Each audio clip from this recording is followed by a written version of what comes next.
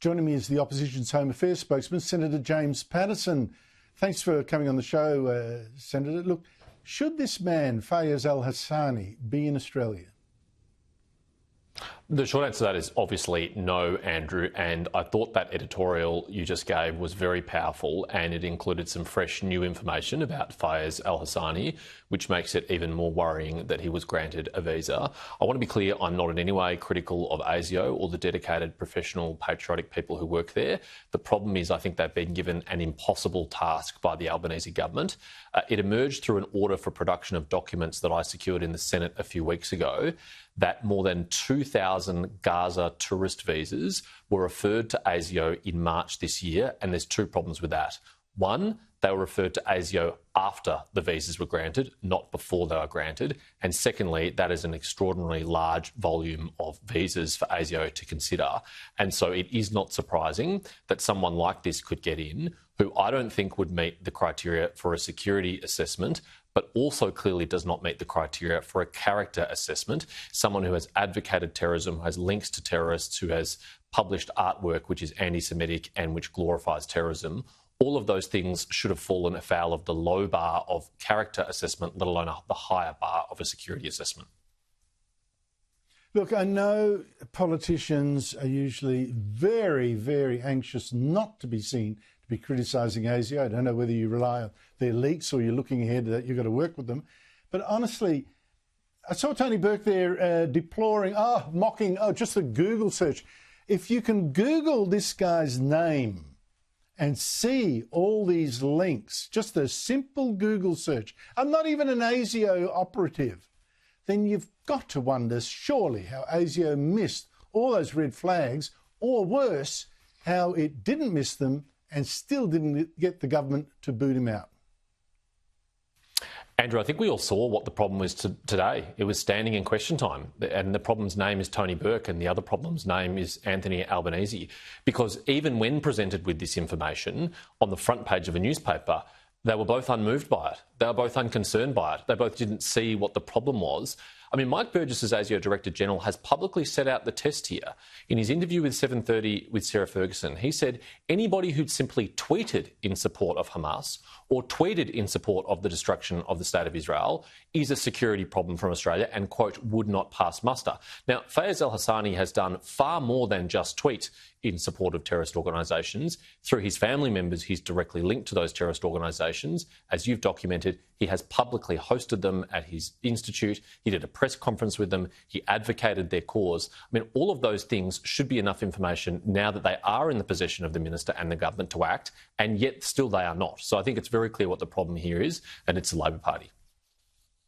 Oh, well, let's not forget that the ASIO boss a month earlier, or more than a month earlier, had said, well, if they merely advocate for Hamas, that's not necessarily a reason we'd throw them out. It had to be more active than that. So, I don't know. I think he spoke, frankly, the first time, unfortunately.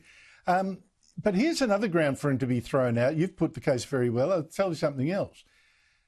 To apply to come in here as this tourist or whatever, he should have answered honestly.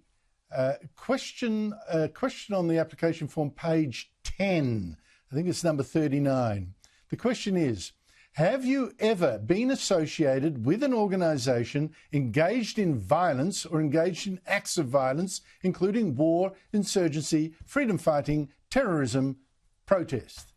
Now, if he answered honestly, yes, I have, half my family's in that, he should have been stopped. If he lied and said, no, he should be thrown out, shouldn't he? That's right, Andrew. Neither you or I know how he answered that question. But as you say, if he fessed up to being associated with a terrorist organisation, his visa never should have been approved in the first place. And if he lied about his associations with terrorist organisations, then that is comfortable grounds for cancelling his visa now. I cannot fathom why Tony Burke has not asked his department to provide a brief on this case. He's asked for it in other cases that are not as egregious as this one. I would have thought this is a really clear-cut case. And the nothing to see here act that we saw from Tony Burke in question time today was arrogant, it was dismissive, and frankly, he is being reckless with Australians' safety. We should not be importing any supporters of terrorism or any people directly linked to terrorist organisations into our country. 0 is the acceptable number of those people to come to our country. And yet Tony Burke and the Prime Minister are apparently completely blasé about this, like there's no consequences for our country of doing this. And lastly, James Patterson, the Prime Minister today said yet again, I support Israel's right to defend itself. He has never, ever mentioned one thing Israel's done that he actually does support. The principle, yes, the practice, no. But yet again, he refused to support anything it's doing, including going into Lebanon to take out Hezbollah terrorists. Do you support Israel doing that? Yes, I strongly support Israel doing what it needs to do to restore deterrence in the region, to put Iran back in its box and to dismantle the terrorist networks on its border, whether that's in Lebanon or Gaza. We have a Prime Minister who's been speaking out of both sides of his mouth. On the one hand, he says Israel can defend itself, but on the other hand, he says there should be an immediate ceasefire. Well, how on earth does Israel defend itself if there's a ceasefire?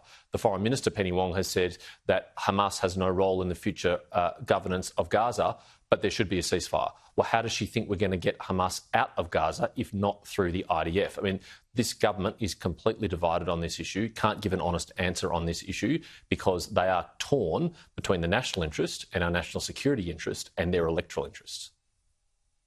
Yes, and it keeps saying, Hamas must at least, release the hostages. Hasn't done it in a year, so how's it going to make it do it? There's only one force on earth that will make Hamas do that. It's called the Israeli Defence Force. James Patterson, thank you so much for your time. After the break,